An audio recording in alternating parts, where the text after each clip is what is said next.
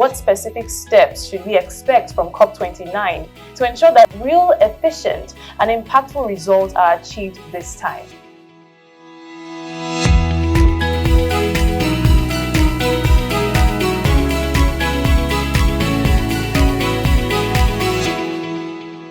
Thank you for joining us in another episode of What's Trending. In just a few days, on the 11th of November, the UN Climate Change Conference, COP29, will kick off in Baku, Azerbaijan. Delegates from around the world would gather for 2 weeks of essential negotiations, powerful discussions, and of course, global collaboration, all with a shared mission to confront the climate crisis. In today's program, we'll delve into the key topics and expectations for COP29, exploring the steps needed to drive meaningful action and hold the countries accountable to their commitments. Joining me on this program is Gibson Kiragu, Kenya climate change consultant, consulting for the Leverage Energy Assets Finance Framework and under the AFDB. And we also have with us Emmanuel Igwe, agroecologist and scientist researcher in the University of Russia. Thank you so much for joining us on the program. It's good to have you all here. How are you doing today? Thank you for having me. All right. So now I'll start with you, Mr. Thank you so much for joining. All right. So I'll start with you, Mr. Gibson.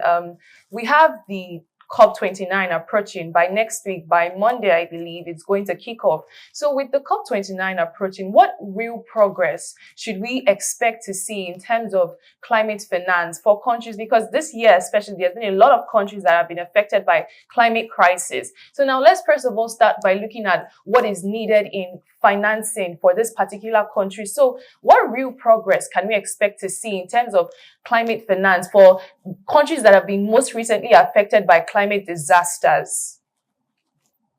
That is the big elephant in the room in Baku. Yeah. Because the expectations from all over the world, as the corporate presidency promised, that this will be a finance COP. That means that what has been elusive for us from COP20, about the $100 billion US, this is the time that we are going to have a quantified goal that will take care of the corrective activities that are both in adaptation, in mitigation, in adaptation and loss and damage. And there's some people who are saying, oh, loss and damage should be separate. Others are saying, no, this money should be for everything. And therefore, the stakes on the table are quite high because what have we been missing that we've not been able to? Some reports say we have met the goal in some quarters. Other reports say we have not yet got the goal of the 100 billion. And that should be, some are saying that should be the baseline, and the new goal should be above that. For African Union, the AGN has evaluated and they have looked at the costings and they have felt it should be at least 1.3 trillion to be able to take care of the special needs of Africa and other countries that are undergoing a lot of impacts because of climate change. So the stakes at hand, one would be, what is the quantum that we are going to agree on? So that is going to bring a lot of argument from the developed countries and developing countries. There will be also the issue of the time frame. How are we going to review the time frame as we adjust the goal? We are also thinking in terms of the scope for that action. What should it cover so that the amount of money that will be there, will it be just an addition of what is in the adaptation fund, plus GCF, plus JEF, plus the money from loss and damage, or will it be a figure that these organizations that are dealing with the financial management of the Paris Agreement will be able to capture? So we have to think in terms of sources of funding. The developed countries say we must also ensure that even developing countries chip in into this amount of money. But definitely many of the countries are saying no, because of the historic aspects of the Kyoto Protocol. then we have to have this money maybe from the governor. The quantities and the transparency of this money, the quality of the money. We need to be just normal ODA, the normal development funds that people are going to refresh and call it climate finance, because the definition of climate finance again is an issue. So there are those issues that are going to be there, and that is the elephant in the room, and we are looking forward. People are prepared.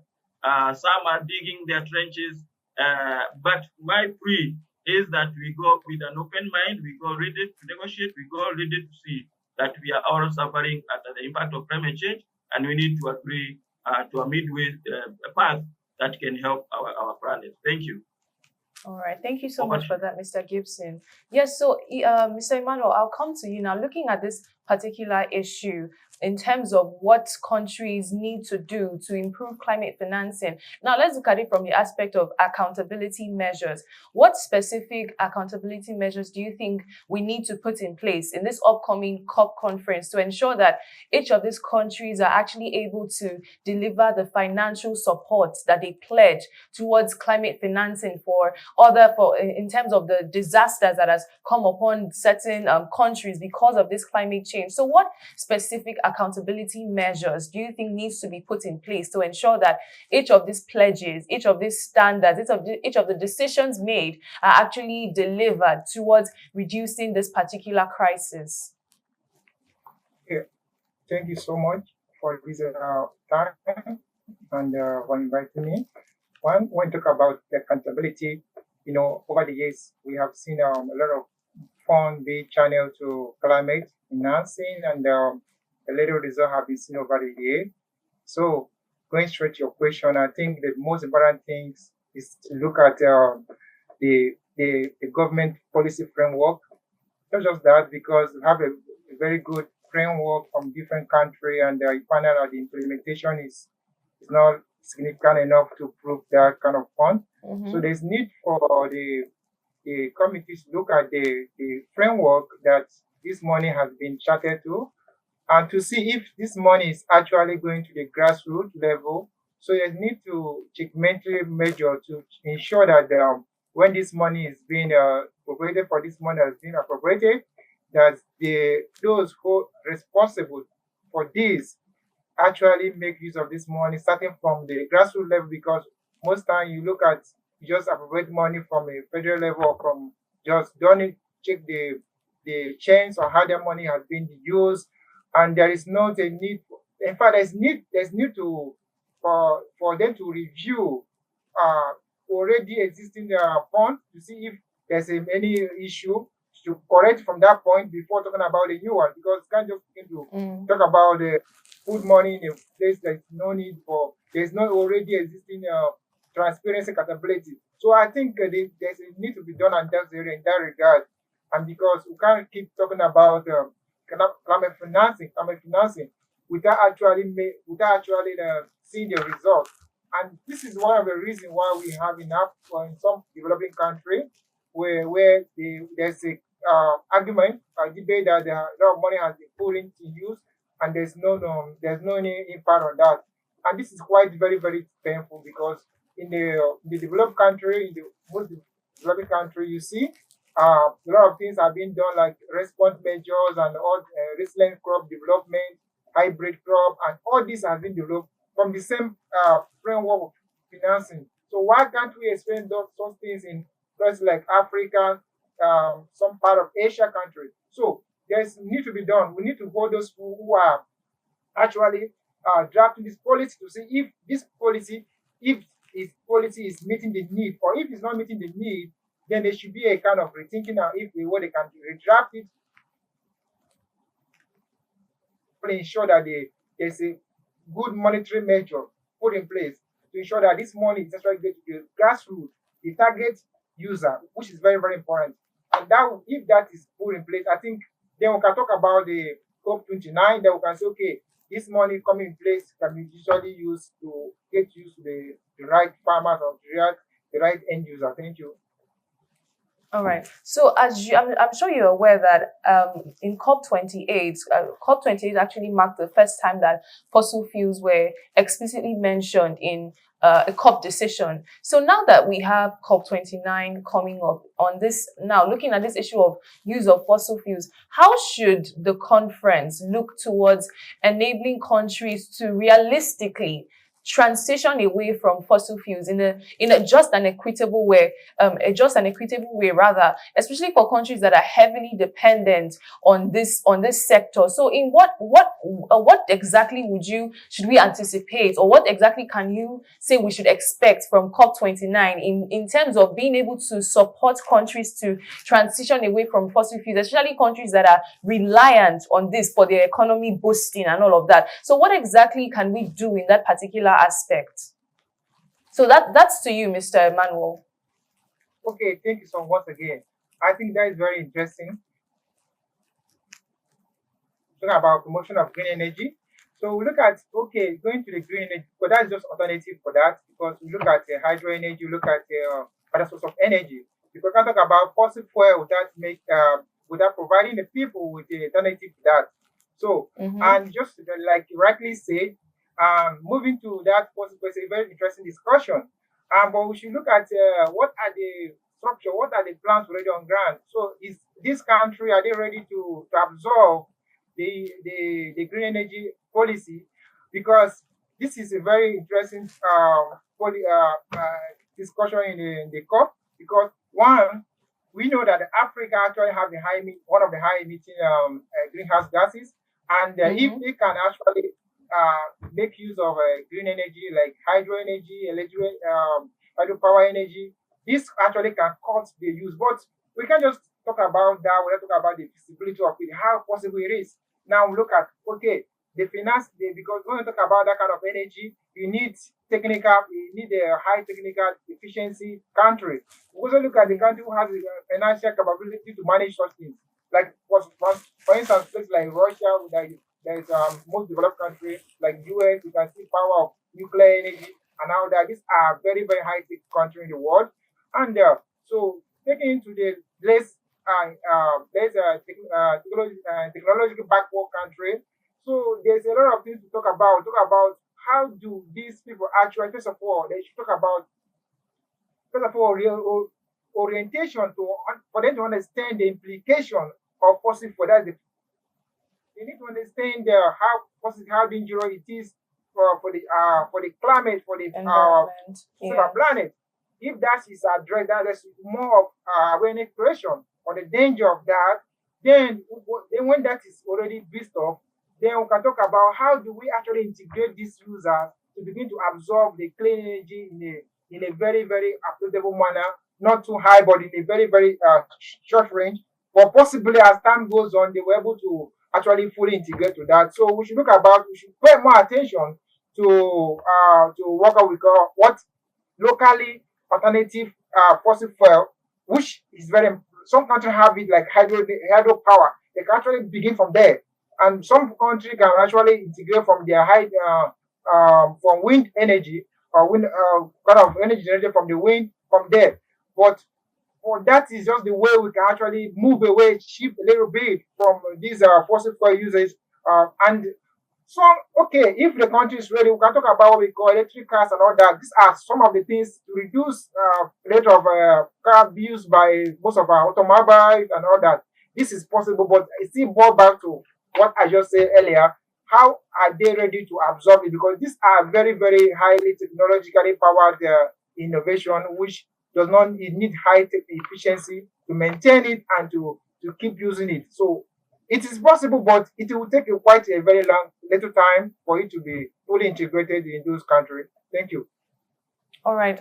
So, Mr. Gibson, I would also like to hear your thoughts on that as well. In this upcoming COP29, what specific measures do you think need to be put in place? What decisions, what discussions need to be had for the countries themselves to be able to, like we've said, realistically, because it's not something that's just going to happen at the snap of a finger. There's a lot of technicalities that goes into it. So what specific things need to be done in this particular conference? What discussions need to be held to ensure that we can smoothly and realistically transition away from use of fossil fuels while still ensuring that the economies that are dependent on them don't suffer? So how do we balance this out?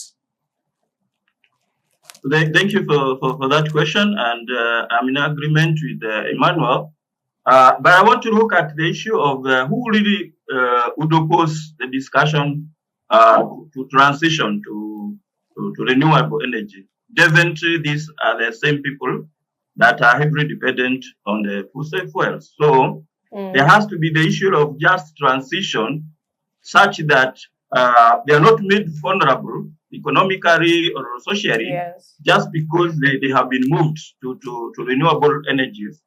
So the question of technology then comes in. Which are the technologies that are available? So there has to be some conclusions on some of the agendas that were not concluded last time, especially the work program on mitigation, so that there are issues that are realistic, like we need to have finances for adaptation, so that money is put in for adaptation processes, so that these are the issues that can incentivize these countries and the communities and the regions which depend heavily on that, because eventually the livelihoods not only of the companies but also of the communities near the resources, and also even other areas of the country. Some economists eventually, and even when we were negotiating the Paris Agreement, I remember there was a lot of opposition from those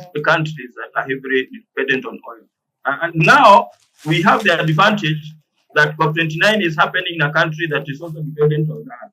And therefore, we need to think in terms of implementation of climate action on agriculture and food security. Can people be assured that as we are moving, you are still surviving? So it should be gradual, and we should insist that as people make the new NDCs, the national determined contributions, they actually factor in how they are going to move slowly and without breaking the fabric of the society and then bringing political upheavals in this country. So that's my comment. Thank you. All right. Thank you so much. So I'm sure you are aware that as at COP28 last year, there was the first global stock take that was highlighted. And it was highlighted that global stock take was a shortfall.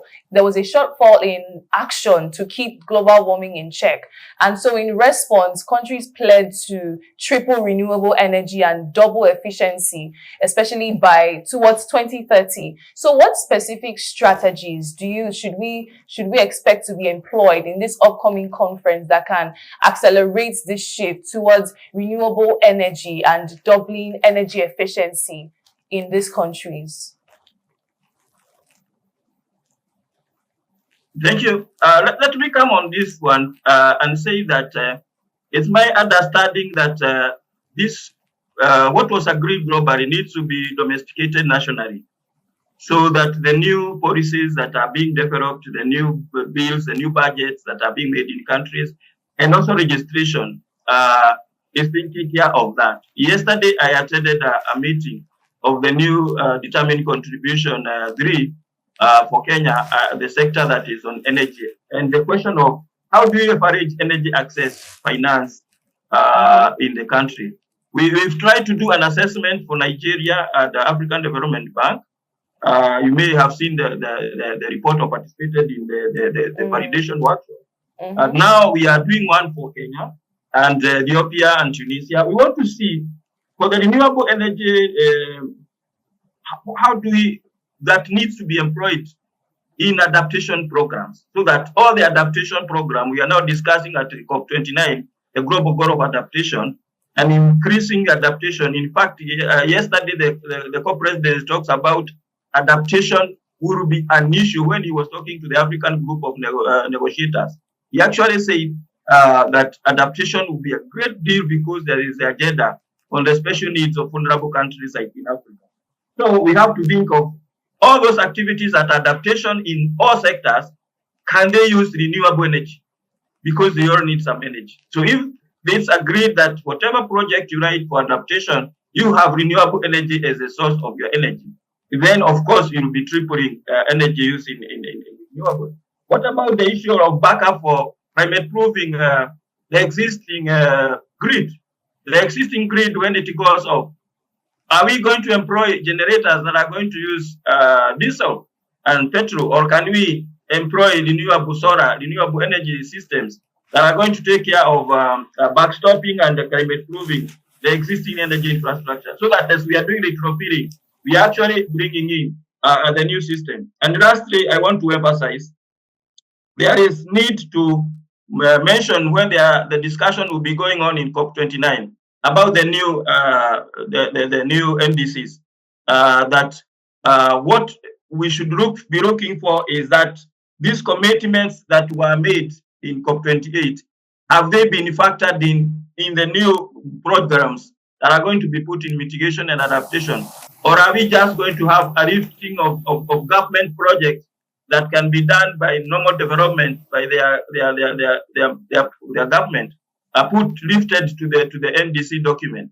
Or can we see that these are actually, we can trace that this is in accordance to decision so and so, reference to this on these issues that are like efficiency, so that they are noted and you can easily monitor. So are they monitorable, or they are going to be in a way that the NDCs cannot be monitored? So those will be the challenges that we are going to face in Baku. Thank you.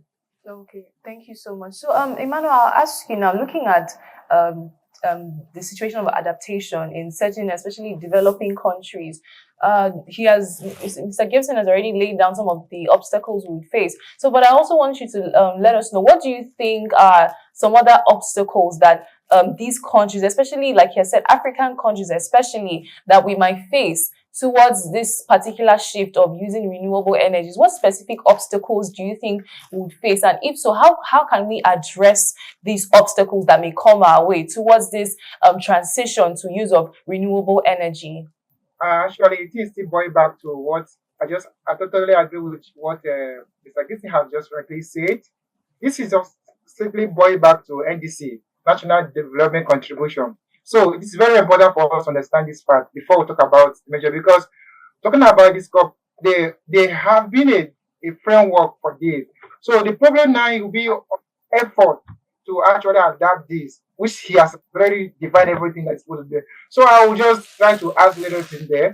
One, I think for African countries, just like you asked, what could be the challenge there? One of the which we can actually feel, we already can perceive, is the first of all, there's not enough sensitization program.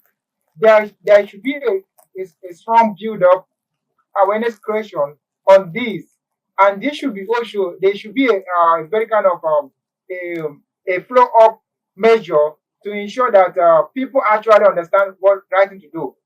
And it can't just happen overnight. No, it can't happen overnight, because this will take quite a long time. So one of them is they lack of information, and this will lead actually to most time very constrained results. Then I will look at we should look at the financing, the monetary aspect, because we want to talk about this cheap thing. You should also talk about the finance on it. How can people were able to cushion the effect on this change? So what this can also be a problem because of the cushioning effect. Finance to adapt to this could be a problem, because not everybody is this is like kind of unanticipated approach. So people have to respond in some manner. So it's be a kind of a burden to them. So we also look at social economic impact, which I've just said now. This is part of it. Then if that is, these are some of the major fields, then another thing should be a problem. Even though when this technology is being for them to take it now, there's not enough technical how for them, because there's not enough, how would I call it, social amenities or available structure for this to happen. So we should start thinking about how do we create this room for this to happen. So the solution I can think about now, the possibility is that, first of all, for us to actually take this change at hand, there should be a already existing structure for the cushioning effect on this, and there should be a proper planning based on those responsible for implementing this new forcing mitigation. They should, those people who are responsible should also provide a very close alternative to ensure that those Africans countries who are less backward in kind of not just backward, they are less integrated in kind of technological know how to use it.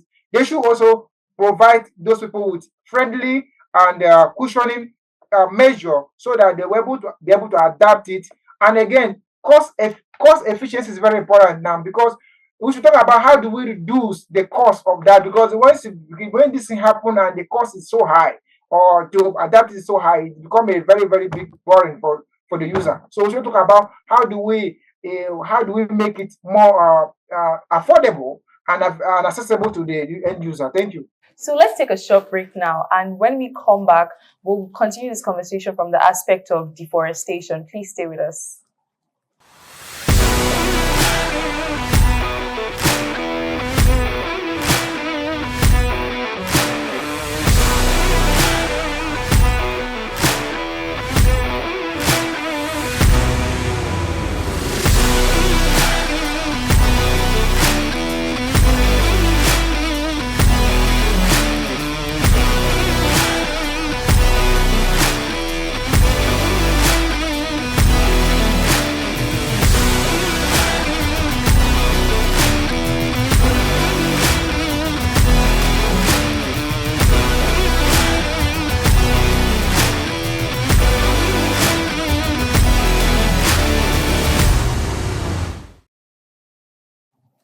Welcome back. We're still on What's Trending on Green Road TV, and we've been discussing the upcoming COP29, looking at expected decisions and solutions we can prefer to ensure that every single thought and every single discussion that we have would bring results. So now I'll come to you, Mr. Gibson. Now let's look at this from the aspect of deforestation. We also had some conclusions or decisions made at the last COP that we had countries committing to halting deforestation again by 2020. And of course, this is essential for curbing carbon emissions. But the thing is that some regions are still heavily reliant on forestry and agriculture. So what specific support should COP29 offer to enable a transition that conserves forests as well, while still protecting local economies that rely on the agricultural and forestry sector? So what specific solutions can we prefer, or what specific discussions need to be had to ensure that the the local economies and communities that rely on the sector are protected and the forest that we have is still conserved? Thank you for bringing me back to this. And before I talk about the forest, I just wanted to make a rider on what Emmanuel has said, Okay. and it will also apply to forestry. The issue of who attends really the COP, and most times the COP is attended by policymakers, but who implements or is expected to implement the decisions? Usually these are the technical people, the implementers who are below, and the sub-national units. Like in Kenya, we have what we call counties, and we have what we call government agencies that actually go to the field and meet with the communities. So, but they are still using the old codes, they are still using the old standards, the old guidelines that have not captured those new decisions from COP26 that have been coming up, and therefore there will be need to look at to move to new scenario settings so that they are actually going to do that, and this will mean increase of finances for the means of implementation. Let me come to the forestry, and you realize the majority of forestry destruction. Sometimes we see it's the communities nearby there, but of course there is logging, and logging is usually by big farms that are actually not resident as the communities near the forest. So there has always been this conflict between those who are coming to log the trees and those who are actually near there, who are providing the environmental services. So I think COP29 looks about the implementation of this particular target, because actually 2030 is very near us. And if we have not been able to do the land degradation issue by the year 2020, which was actually the target year, I am trying to see what magic we are going to do in the coming 3-4 years to do this. So one, Yeah. we need to escalate these decisions to the highest level of the government, so that, like in our country, we have the highest level, actually, the head of the delegation at that level announcing and ensuring that every sector is doing some work in the forestry, like planting trees. You may have heard of the 15 billion tree campaign in Kenya, for all the sectors and all the ministers and all every person who goes to visit a school or goes to visit a church or goes to do something or to open a house is supposed to plant a tree, and look at that. But now, how do we do that in a more organized manner? I would add that we need to increase the issue of agroforestry. We need to move away from the definition, traditional definition of forest, that is a gazetted state government land. We have to move now to the other areas and talk about trees. So we have to move to plantations that we are going to encourage and incentivize these people by selling their carbon, and even by so as to ensure that they see some value in maintaining a canopy, and increase also agroforestry in the decisions that are dealing with agriculture and dealing with the youth and dealing with the gender issues. We have to ensure that these are areas that the communities, the women, the youth can participate in fruit tree growing, so agroforestry and also grassland restoration, so that when these things happen, the communities that depend on the forest for their grazing, and when they are there, they destroy the forest or they cut the trees for firewood. They have their grassland restored. They have other avenues where they can their livelihood is taken care of. To have a home also for the nature-based solution, because you realize that in the COP decisions, usually nature-based solution has not yet been housed, and it's a potato that people are throwing up and down. But if it can have a housing like in Article 6.8, or if it is under the forestry and the red plus is modified to be acceptable for this type of non-market approaches, then we can be sure that we have incentivized the population, and they will have a reason to, and proud, they will be proud to preserve and to increase the forest, although we have already destroyed quite a bit of the forest. Thank you.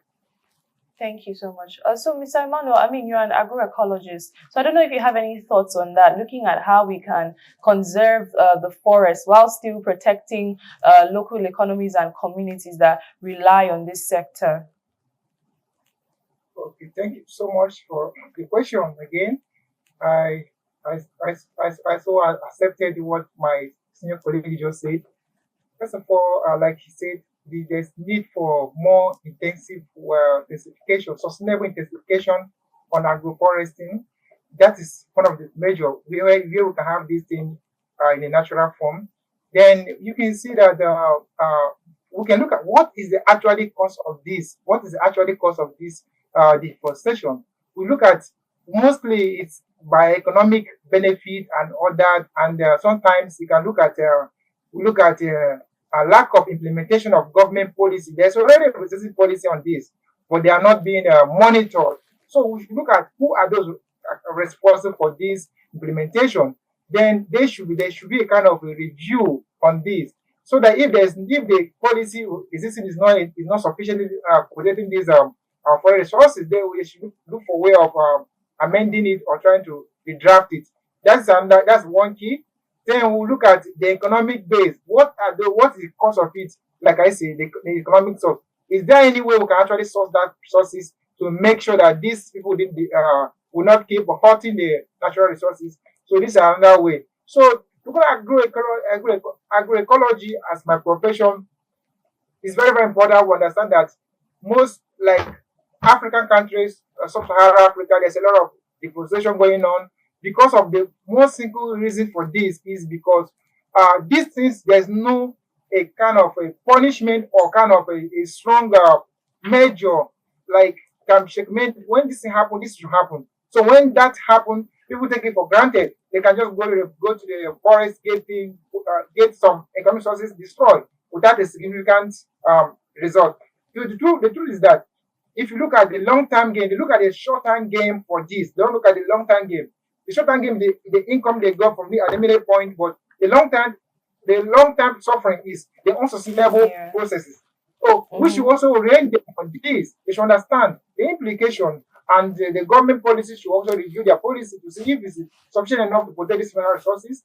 Then we should do more, like my senior colleague have just said, Mr. Gibson, we should promote more agroforestry in our various countries. That's one of the measures we should take in action. Thank you. Okay, so now let's look at it from the aspect of technology. There have been recent advancements in climate technology like carbon capture and all of that. So how should COP29 look towards the affordable scale-up of climate technologies to benefit both developing and developed nations? What kind of technological upgrade is needed in these countries to improve the situation of climate crisis? Okay, I think thank you for this another interesting question. This is one of the area that some developed countries have been deprived. I think one of the during the World Food Forum, some scientists raised this issue because actually, the Africans, you know, are suffering most of the devastating effect of this emission, while the benefits are being drawn by the developed countries. So we actually pay for what the development. So while the country is not developed, so there should be a balance. There should be, like someone have read, there should be a balance. There should be a compensation first for these countries who are not benefiting from such emission high intakes. So the COP, I think there should be an advocate that in this present coming COP 2029, there should be a cushion effect providing for these less developed countries that suffer the emissions of climate change. They should be on ground. They should say, okay, this country, there's a kind of a special located fund for them to mitigate for their compensation. Then they should equally assist actually in promoting innovative response measure, because there have not been a very sufficient feasible measure on ground to reduce this carbon emission. We understand that in sub-Saharan Africa that most of the emission is coming from the organic waste. So there's a lot of things to be done. First of all, we can look at the terms of how do we actually reduce food restoration, provide enough innovation, enough technology to actually help this farmer when they produce their food, they can actually conserve it so that it will not spoil at the faster. Because most of them, these farmers, they are very, very conscious of food getting spoiled at the faster rate. So because of that, they can't control it. So first of all, there should be a measure to support them innovatively, support them in a project that have support their preservation of their food, reduce excess food wastage. Then there should be a fund to promote innovation in that regard, so that they actually can flow with less developed country in the world to champion the less carbon food uses globally. Thank you. All right, thank you so much. So, Mr. Gibson, I'll also throw that question to you as well. What specific and particular technological upgrades do you think we need to see? Do you think needs to be concluded in this upcoming COP29 to ensure that, you know, this particular issue is curbed, especially in developing nations that don't necessarily have as much access to this technology that is needed? So, what specific things do you think we need to see in this upcoming COP as regards the technological advancement to curb climate crisis?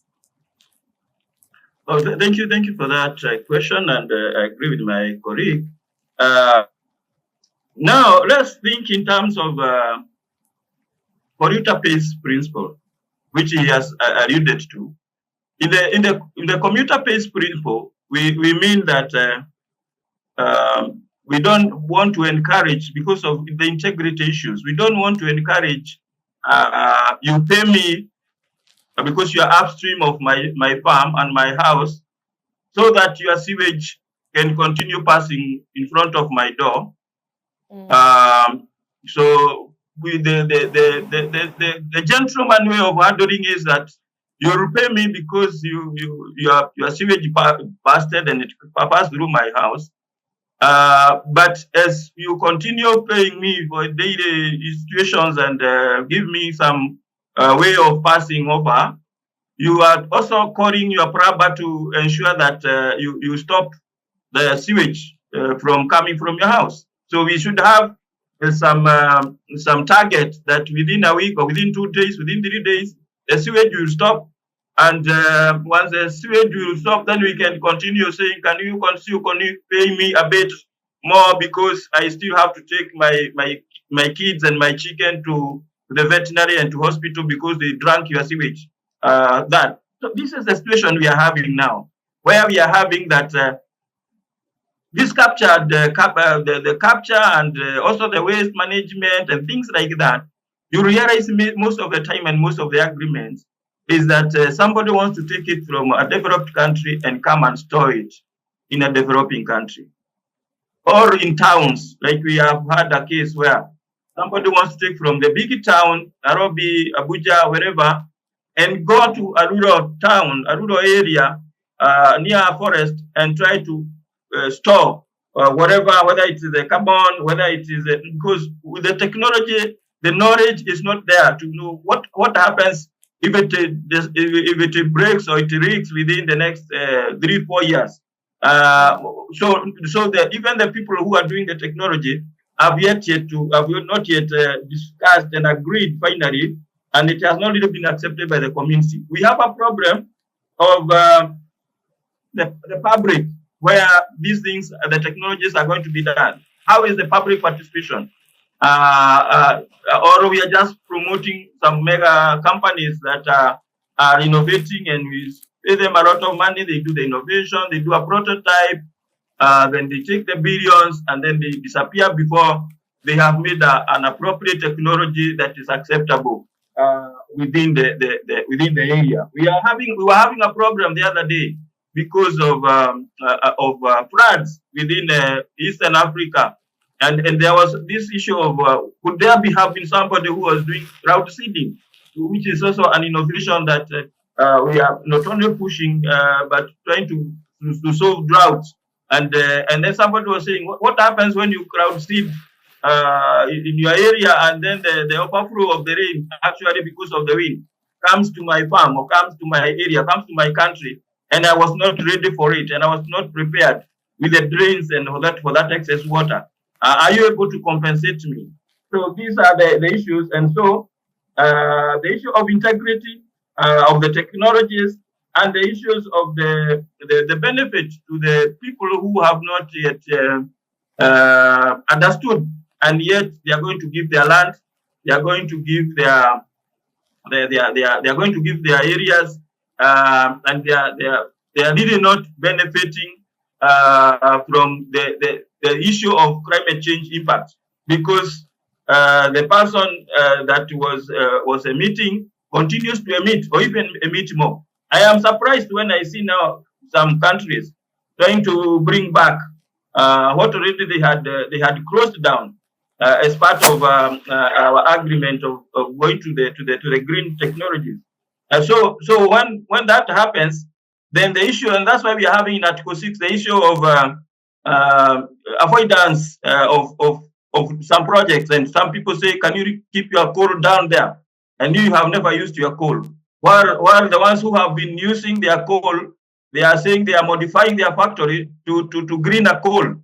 So the question now is this: how do you bring that balance? And that's what Emmanuel had alluded to.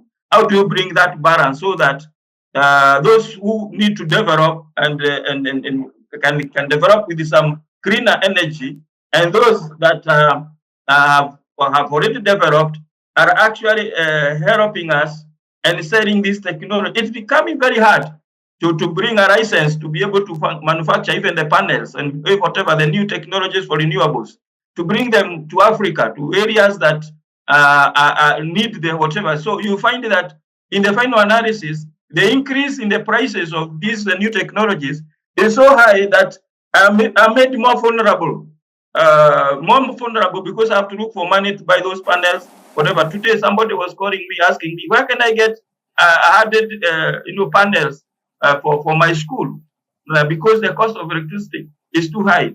And yet we are 92%, 93% renewable energy, but the cost is so high because we have the persons who have been emitting because they are moving to the newer whatever. They are still also the ones putting a lot of money because they have it to develop the technology and then selling it again to the vulnerable person, not as a subsidized cost, not in terms of the convention, but now actually in terms of commercialization. It's already commercial, and it's surprising that while we are expecting the climate finance to come in form of grants, in many countries we are finding it's arriving in form of loans, and sometimes it's so painful.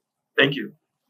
Thank you so much. So we're wrapping up the program now. So I just want you to give us your final thoughts, Mr. Gibson, on this upcoming COP29. What expectations do you have, and what adaptation measures, rather, do you think would help to mitigate the impact of similar climate disasters in the future? Just your final thoughts on the program for us to take away from.